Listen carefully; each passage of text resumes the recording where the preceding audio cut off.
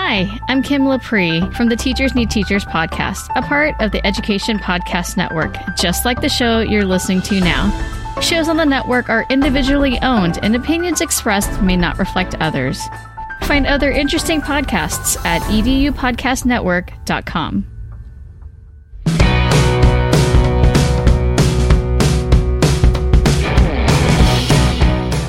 Welcome to episode 102 of the Google Teacher Tribe podcast, your source for the latest Google for Education news, tips, tricks, and ideas you can use in class tomorrow. I'm Matt Miller from Ditch That Textbook. And I'm Casey Bell from Shake Up Learning. And in today's episode, we are going to share some of our favorite YouTube tips and tricks and talk a little bit about just all the things that you can do and how you can use this in your classroom. Of course, we're going to catch you up on some Google news and updates, and we've got some wonderful mailbag items from our listeners. So, Matt, you ready to do this? I'm ready. Let's do it.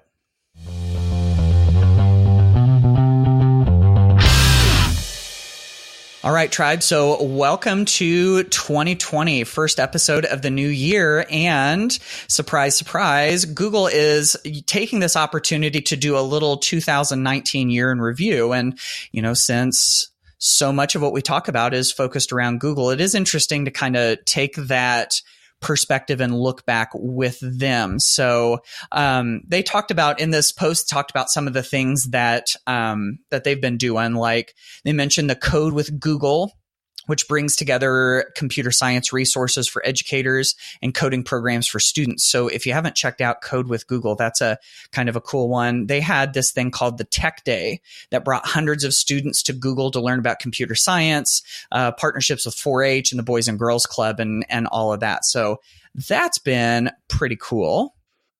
Of course, they've also got Stadia, their new video game platform that has come out that is starting to get more and more popular.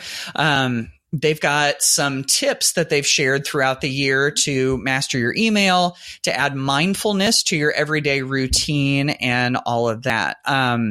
We've also got, you know, they've had a wide variety of things. Did you know that they used John Legend's voice as part of the Google Assistant? This was something that was new to me. I didn't realize that. So, and then there's also new emojis that have come to Android phones. So that's just kind of a snapshot of some of the things that they've added. In addition, with those Android phones, they've got the spam call screener, which if you've got an Android phone, that has been a pretty nice thing to be able to use too. So lots and lots of different things coming out in Google this year. So if you want to check those out, we've got a link in the show notes. So wait, I want to know, have you been talking to John Legend? Well, I mean, other than the normal phone calls that we have every Thursday morning, no, not really. Oh, wait, you guys didn't know that I have John Legend's right? Cell phone number and we hang out? Yeah, that's totally true. I didn't know that. I didn't know. Maybe I've got to make the switch now so I can talk to John. I'm going to switch gears a little bit and talk about another article that was on the Keyword blog. And this was published in December, which later in December after the whole Computer Science Education Week. And it's one teacher's reflection on participating in the Hour of Code and CS Ed Week. And I find that very reassuring to see this. And I know many of you listening participated, but there are a lot of teachers who don't get it. Like, why in the world does this matter? This doesn't have anything to do with what I teach. And so this was actually from Tori Pickens, and she teaches at George B. Armstrong Elementary School for International Studies. And her students were participating all week, and they asked her, why did you want to teach an hour of code this year? And I really love this response. She said, I think that working on these projects increases students' metacognition or ability to think about their thinking, right? That's what they're doing. So the skills they're learning translate into other things. And it doesn't just have to be about coding. That is a critical thinking skill that's going to help them transfer that skill into other real life situations. So she goes on to share what she enjoyed and particularly special, she said, because their theme was heroes this year, and coding their hero became a really, I think, personal connection for many of them, and helping her to even build stronger relationships with her students. But there are a lot of great questions in here. So as you are contemplating your own level of participation and maybe trying to encourage other teachers, this article is definitely worth a look. I totally agree. You know, when I was teaching high school Spanish, we even did a little bit of the hour of code stuff. And my thought was that if I can't find a great connection to this right away, maybe if I start trying it and I get into it a little bit, maybe that'll help me to see it. Even if I didn't see it right away. So I really love her emphasis on this. And I mean, you know, metacognition and, you know, critical thinking and problem solving is all stuff that affects all of us. And that's all, you know, those are all some of the lessons that you get out of coding. So I really, really like that. Another one to share with you has to do with Google Translate, which is, of course, near and dear to this foreign language teacher's heart. Even though it is kind of a contentious topic for foreign language teachers. However, Google Translate and a lot of the other translation programs out there are here to stay. And there's been an interesting sort of update to it. And this has to do with offline translation. Because for a lot of the translating programs, it used to be that they could only translate when they had an active internet connection. And, you know, surprise, surprise, there are lots of places in this world where you don't have a great internet connection. I know that pretty well, being out here in very rural West Central Indiana, where it feels like I have no internet connection more places than I do have an internet connection. But Google Translate's app is improving, and the offline translation is getting better. You can get 59 different languages, and they say offline translation is 12% more accurate with improved word choice, grammar, and sentence structure. This is something that I'm noticing too, you know, as someone who you know, is able to communicate in multiple languages. I like to kind of see how good the translation is, and that is definitely something that is improving over time. Another thing that it will do is offer what's called transliteration. And so sometimes whenever you're translating into another language, it's using a script that you're not familiar with, you know, like an alphabet, for lack of a better term. And so they'll show it to you in that actual alphabet that it's supposed to be in, but then it will also translate it over as best as it can into the alphabet you're used to. So with us, you know, the ABC alphabet. So those are a couple of the really nice things that come with Google Translate that can help, you know, any students that you have or family or parents that you have that don't speak English as their first language. And for all those people on 90 Day Fiancé. I forgot about that. Talked about last time. Yeah, I digress. I did get a few people who reached out to me who were totally thinking about that show as well. So yeah, okay, they're all going to be able to do it without the internet. I have another article from the Keyword blog that I want to share that really has to do with Google search and how they're trying to battle fake news and fake information, not just news. But they have something that they highlight in the Google search that will show you if there is a fact check related to what you're searching for. And this has been going on now for over, I think, about 3 years. And it helps people and students, more importantly, understand when they're searching for things, you know, whether this is just made up information, because there's so much junk out there, y'all, that it makes it really difficult to kind of filter through this. So this is part of Google search. And what's interesting is they did share that the fact checks, which they appear as a Google News item labeled and highlighted in your search, but these have appeared more than 11 million times a day in search results. So that's huge. And that added up to roughly 4 billion impressions per year. So that's a ginormous amount of impact. I think that's hopefully helping people if they're paying attention to it. And hopefully we are teaching our students to pay attention to these things. But they have a library of 40,000 fact checks that are publicly available for anyone to use. And they have a dedicated search tool that you can use, and it's for researchers to access, and they even have an open API so that you can connect your searches to it as well. They've been working with the Duke Reporters Lab and the International Fact-Checking Network around the adoption of structured data fields for fact checks about multimedia. So they're really trying to bring together these different organizations to make sure that we are getting the best information that we can. So the information generated by these efforts might provide valuable context for people as they use Google products. For instance, we could surface the origin of a miscaptioned image that never happens, right? Or background on the creator of a manipulated video. That's what's so crazy these days is it's so easy to manipulate information and put it out there for people to think it's real. And I see it every day. I see somebody posting something or somebody who really thinks something is real. And this is the world that our students are growing up in. And so we have to be vigilant about talking about this in our classes. Every student that's doing any kind of research, this needs to be part of the conversation, and we need to understand what fact-checking really is and make sure that we're finding reliable and valid sources for our information. Yeah. And this is such a good place. It's like, you felt like for a while that Google was kind of like washing their hands of it. Like, hey, if it shows up in, in search and in news and everything, it's not our job. But now it seems like they're kind of taking the reins on that because, this is a way that a lot of people get their news and get their information, and kind of feels to me like they have the moral imperative to do something about keeping disinformation, misinformation, whatever you want to call it, off of the internet. So glad to see that this is continuing to grow. Of course, if you want to check out any of these articles or get more information on anything we talk about in the show, you can head to our show notes at googleteachertribe.com/102.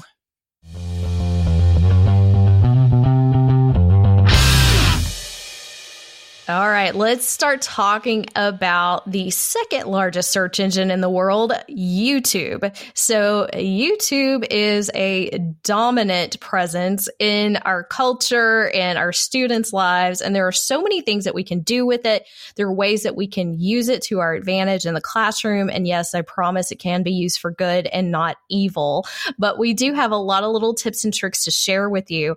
I wanted to start the conversation with a little bit of an introduction to YouTube Studio. So those of you who've had a YouTube channel for a while may already be familiar with the fact that Google is gradually pushing their old Studio Classic away. I don't think we even have a timeline. I'm looking at the support page right now, and it just says, over the next few months, Creator Studio Classic is going away. Well, I teach a lot of Google online specifically to help users pass that level 1 and level 2 exam. And there are some YouTube questions. So I'm constantly having to update these lessons because Google keeps changing their mind. And there are features that still only work in Classic. And so Matt and I were having this conversation, even with our own channels, how we're having to go back and forth to do different things. It's really frustrating. So I do hope that the new studio is going to, which is still technically in beta, I'm hoping that it's going to improve and get the rest of those features so we don't have to keep toggling back and forth. And by the way, if you are logged in, and I should probably check this, but I did this just the other day. If you're logged into your YouTube channel and you go to the YouTube Studio, down at the bottom left of your menu, you'll see a little guy who's running backwards, and you can go back to Studio Classic. So that's how you go back and forth. So if you're in the new one and you're like, hey, where is this feature? It's probably still in the old one. So we're still kind of in this transition phase where you kind of have to know a little bit of both to do the things that you really want to do, but just be aware that this is happening. I think they're headed in the right direction. I just don't know when we're going to get there.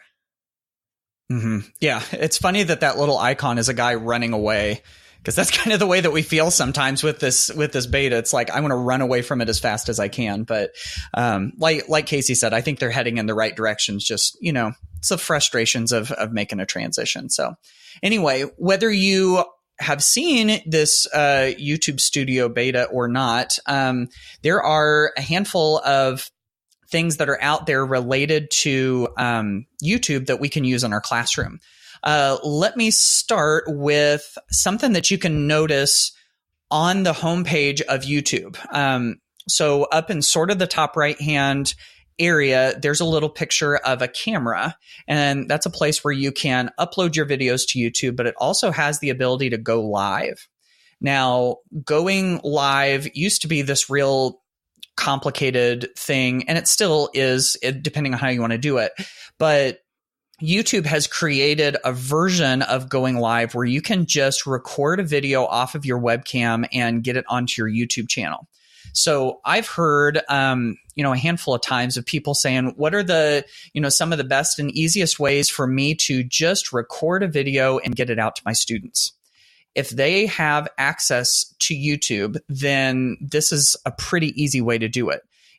So all you've got to do in this case is you hit that little video camera button, and then once it opens up, one of the tabs will be webcam. And so from there, you just allow your webcam and your microphone, and you can record, and that video goes straight through into your YouTube channel. And of course, from there, you can keep it as public where people can find it through a YouTube search, or you can change to unlisted where only the people who are given the link are able to access it. And of course, you can make them private too. But being able to use that webcam, they used to have a feature like this a long time ago, and I used to use it fairly regularly, and it got taken off. And so now they've got this more updated version of it, which works real well. So anyway, this is one of those real simple things that you may or may not have known is there. And, talk about your instructional videos. If you do, like tech coaching or instructional coaching, this is an easy way to record videos for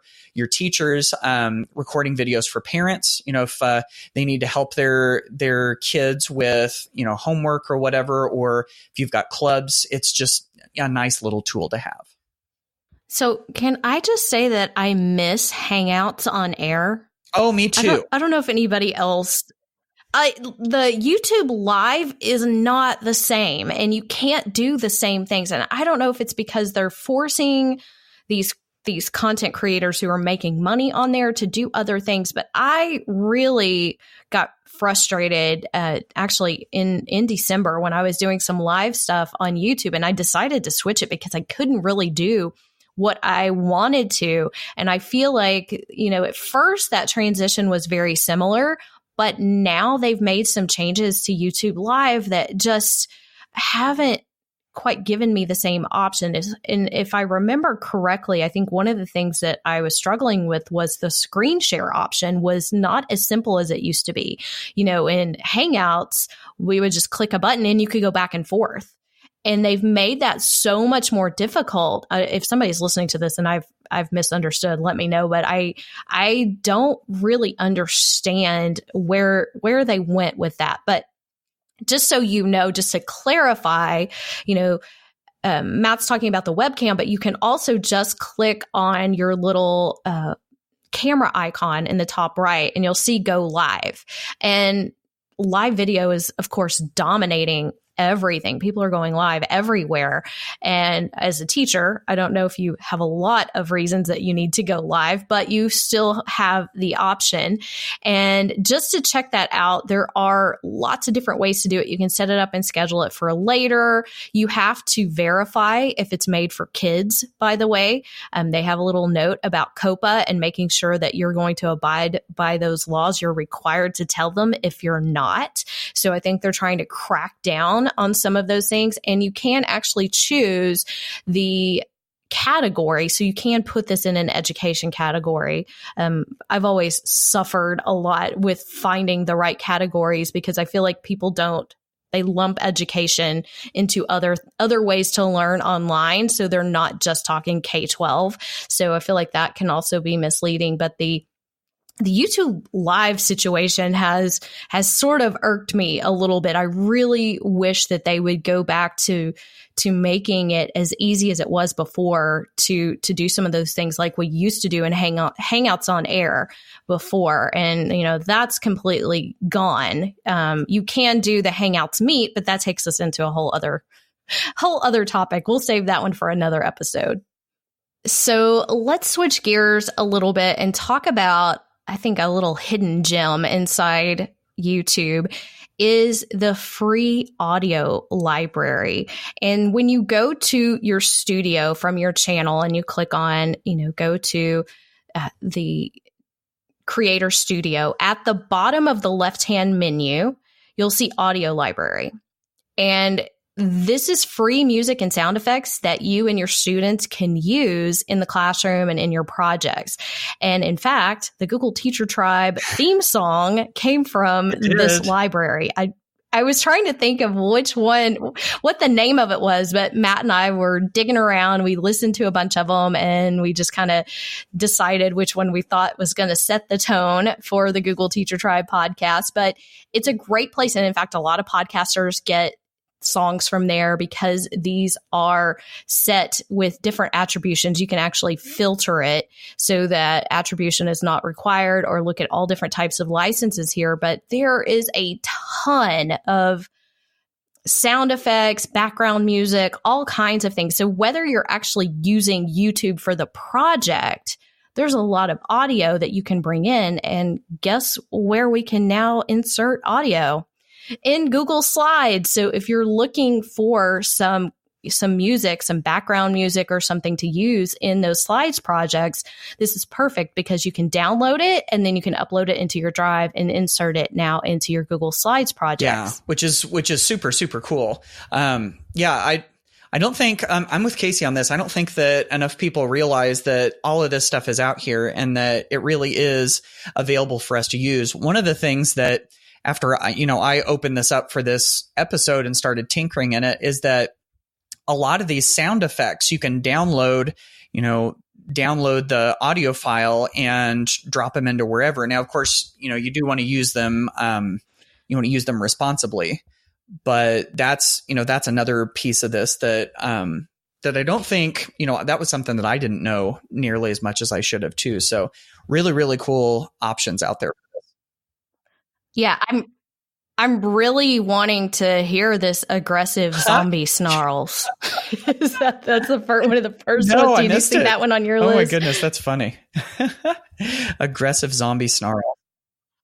Really? Oh, it is pretty creepy. Yeah, the aggressive zombie snarls. Yeah, there's some interesting ways that people name this too.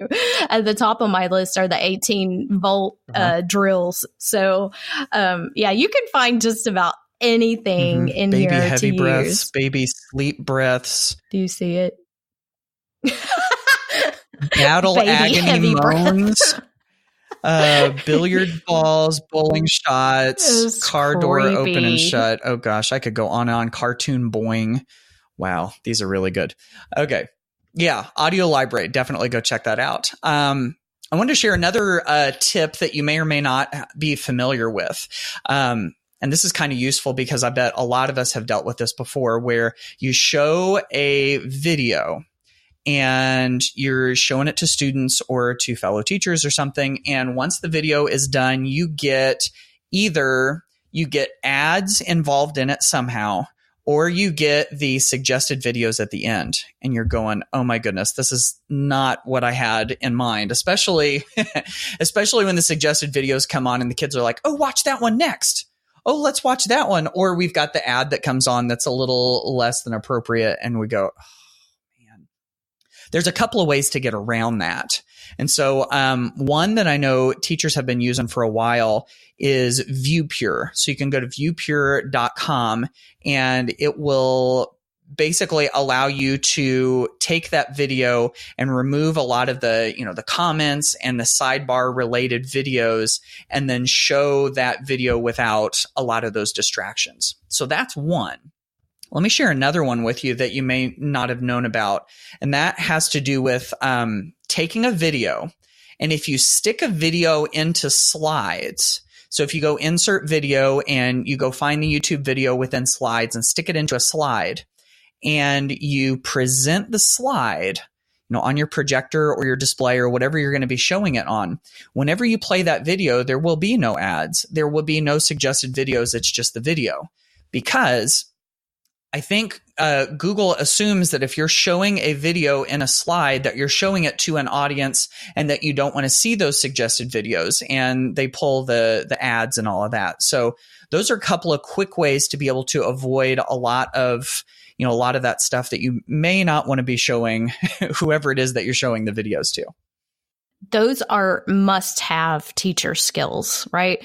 YouTube is such a hot mess, or hotbed of whatever happens to be going on in the world, and lots of inappropriate things floating around. So I feel like those things need to be shared with teachers every single year to make sure they know how to do that. And, there's so much useful information on YouTube that just blocking it drives me crazy. So let's make sure that we're giving them the right tools to use that. So I know ViewPure is one of the favorites of many teachers. I want to share with you one last quick tip. And this actually comes from a really old blog post of mine. I was digging into the archives on this one, y'all. I probably should just update it because it still works. And it was posted back in April of 2015. Easily turn a YouTube clip into an animated GIF. And this is super easy. So if there's ever been like a little clip inside a video that you want to make into a GIF, all you have to do is go to that YouTube link, and between the dot and the Y in YouTube, you're going to type GIF. So it's going to look like it says JiffyTube when you type it in, and it will load your video with a little editor. And this is just from GIFs.com, where you can pick the start time and end time. I believe the limit is still 10 or 15 seconds. So you need to find that little clip in your video, and then it will magically generate the image for you so that you can put that into whatever project you're using, because we all love to have fun with some GIFs. I do have an example in my blog post. So, Matt, this is actually from my Google Teacher Academy application video. It is pretty ridiculous. Yeah. So I did it infomercial style, and I took a clip of me doing something really, really funny to me. It's just funny. Wink. You just have to see it. So I'm winking at the camera, which I don't do very well, and I purposely did it that way. So anyway, I'm sharing. I'm oversharing today, but that's a really easy way. So you can do that with any clip that's on YouTube.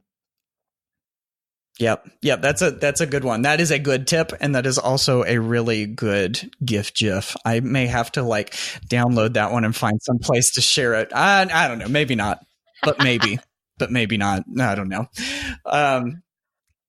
Anyhow, lots of good YouTube stuff here. We didn't get to everything that we had on our list. In fact, I put something on here about creating playlists and how you can create collaborative playlists as well, where you can have multiple people, fellow teachers, students, whoever, collaborate on your playlist. So there's a link to an article about that, as well as all the other things that we talked about in this episode at googleteachertribe.com/102.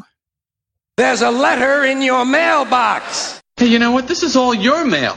Hey, maybe I'll give you a call sometime. You've got mail.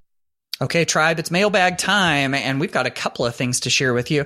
Wanted to share this fun one here at the beginning. This was from Stephanie Nasso from Gunnison, Colorado, and she says, I just found the Google Teacher Tribe podcast. It's like finding a new favorite show on Netflix, and there's already 5 seasons. You guys understand that, right? Oh my goodness, there's 5 seasons. We can go watch them. She said, I'm so excited to hear all of the tips you guys have on how to incorporate tech into my high school math class. Thanks, guys. And thank you, Stephanie, for checking out the podcast. So wanted to share some ideas shared by someone from the tribe. This is from Lisa Scumpiero from Hagerstown, Maryland. And she said she was listening to episode 99 and liked the idea of Jamboard as a portfolio system. If you're not familiar, Jamboard is the app that Google offers that's kind of like a whiteboard app that you could use on an interactive display, kind of like a Jamboard, but you can use the app for pretty much anything. So she offered some ideas on how you might use Jamboard as a portfolio system. So if you wanted students to be able to keep track of the things that they've been learning and, almost use it as a sort of like a visual resume of sorts. These are some of her ideas for using this whiteboard type app to do that. And so she said, you might set up a Jamboard with pages that have 2 pages per marking period and have one page as best work and reflection and the other one as goals. So for each marking period, one page for each of those. She said for best work, students could bring it in from Drive. From reflection, they could place a little Post-it note next to their work about what they thought about it. And then for goals, she said this could be student choice. Let them draw their goals or find pictures to represent it, and then have them add a Post-it note to explain their work. And she said you could even have students screencast their jams. So, the jams are the little interactive the whiteboards where you put your information. She said, have them screencast that. So take a video of their screen, and then they can talk through their portfolio and add it to Google Classroom or even a Google site. So I'm glad that Lisa thought through this. These are some really good suggestions. Oh, yeah, that's fantastic. And I'm really loving Jamboard. The more I learn about it and the more I play with it, it's definitely something that I am trying to do more with and explore as a different type of tool for teachers and students. So I'm so glad that she shared that. Thank you, Lisa. I have a question here from Stephanie Fitzpatrick. She is from Chicago, and she said, I know there was a mention of Google Expeditions coming to Chromebooks. Is there a date that this will come to the platform?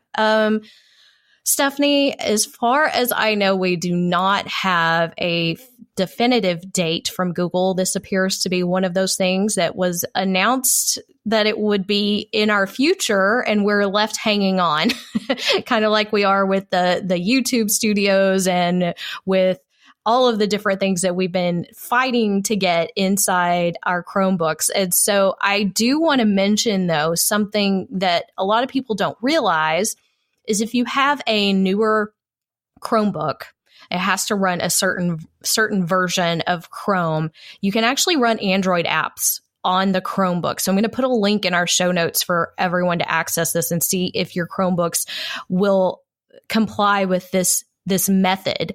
But you can run the Android app of Google Expeditions on those Chromebooks. So it's kind of a little workaround. It's definitely not perfect, but I did play with this. I wrote a post on it actually a couple of years ago. So I'm going to throw the link in there to that post as well, about 6 different Android apps to try on a Chromebook. So right now, that's the only solution that I'm aware of. I am hoping that we will get a date. I will tell you, I actually got in trouble for that post of Android apps on a Chromebook because I specifically said you could use Expeditions. Google thought I was releasing information that I wasn't supposed to release, but I didn't. But I almost got scolded by Google. So anybody who ever thinks that we work for Google, no. But they do pay attention sometimes. So no, this has been a couple of years, and we really thought we were close anyway to getting this. And so I am a little bit disappointed because I don't feel like this is something that should take very long. I mean, it's their device. Why aren't we making this available? So if anybody else has any answers, or if you work for Google and you're listening to this, please let us know when we can have this. We're going to start some sort of riot to get it done. So I have all of those links for you, plus everything that Matt and I have talked about today and more, because we didn't get to cover it all. It's all in our show notes at googleteachertribe.com/102. I'm not used to saying those 3 numbers.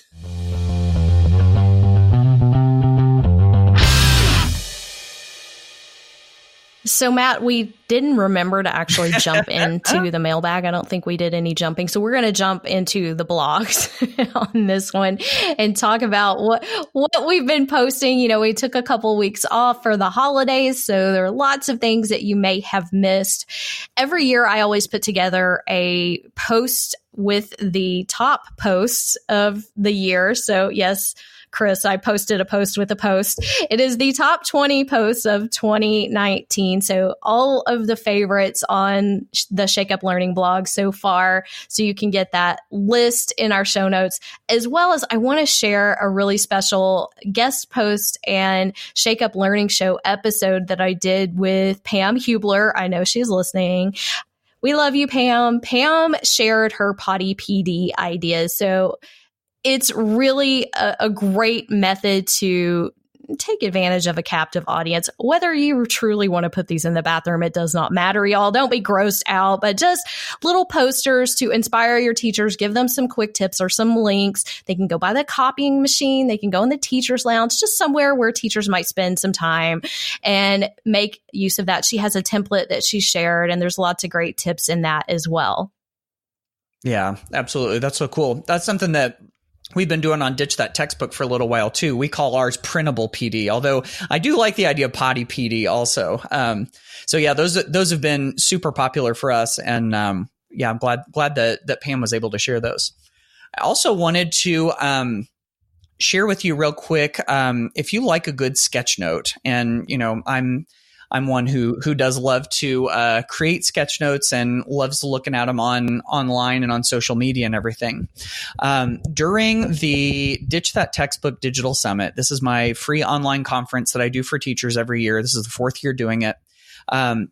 Friend of the podcast, Jen Giffen. Jen Giffen does sketch notes, and she has watched so many of these Ditch That Textbook Digital Summit presentations and has done sketch notes for them. Of course, sketch notes are like visual note taking, images and text paired together. And so we pulled all of these together kind of in a tribute to Jen, and created a post that's called 30 plus education sketch notes for inspiration and ideas. Because that's really what you find when you look at all of Jen's sketch notes. So if you want to check all of those out, it's kind of neat because A, you get to see the evolution of Jen's sketching, and you get to see some really cool sketch notes. But B, it also gives you a really quick summary of a lot of the things that have been shared in the summit over the years. So we've got a link to that, including if you go to today's show notes, googleteachertribe.com/102, I downloaded the sketch note that Jen did for Casey's episode, her presentation in the Ditch That Textbook Digital Summit, like the very, very first one. And so she's she is, that's right. Yeah. So that one is in the show notes if you want to check that out. And the Ditch That Textbook Digital Summit is still going on. As of the release of this episode, it's going through January 8th. That is January 8th, 2020, depending on which year you're listening to this in. So if you want to go get registered for that and start watching some of those videos, you can go to ditchsummit.com and get registered and start watching right away. And, you know, we should totally shout out to Jen because she was one of the first guests we ever had on the Google Teacher Tribe. She was on episode 10. That's right. Oh, my goodness. Yeah. So if you want to check that one out, there's a link in the show notes to that one as well.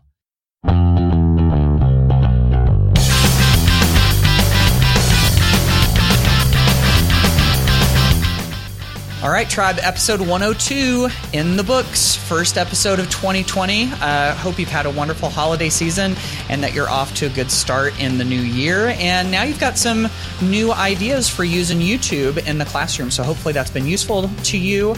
We really do appreciate having you as a listener. If you have not subscribed to the Google Teacher Tribe, we suggest that you do that, no matter where you get your podcasts. And don't forget, we love to hear from you. We really, really, hint, love to get voicemail.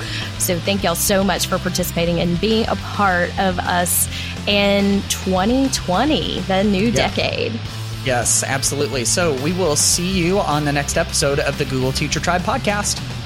Bye, y'all.